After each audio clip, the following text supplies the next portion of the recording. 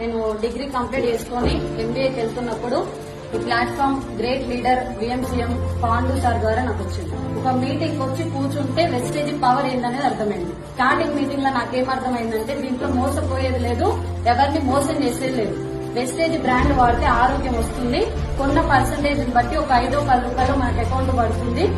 So ఎందుకు ఈ business ని నేను నిలబడ్డా? బయట జాబ్స్ చాలా ఉన్నాయి, ఇదే బిజినెస్ ఎందుకు పట్టుకున్నా అంటే 3 జనరేషన్ ప్లాన్ నేను తయారు చేసిన ప్లాట్ఫామ్ లో వీళ్ళందరూ సపోర్ట్ తో నేను జస్ట్ నిలబడితే 2 లక్షలు తీసుకుంటున్నా కదా. ఏదైనా జరిగి నేను ఇంట్లో కూర్చున్నా నెలకి 1,00,000 పైనే వస్తుంది. ఏదైనా అయి నేను పోయినా కూడా మా డాడీకి వస్తాయి, మా డాడీ ఉన్న రోజులు వస్తాయి, మా డాడీకి ఏదైనా జరిగితే మళ్ళీ మా తమ్ముడికి వస్తాయి. ఈ దానికోసం పట్టుకున్నాను నేను వెస్టేజ్.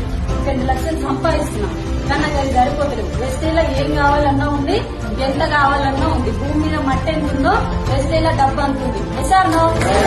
ఆ డబ్బు ఇంకా నేను తీసుకున్న కెపాసిటీ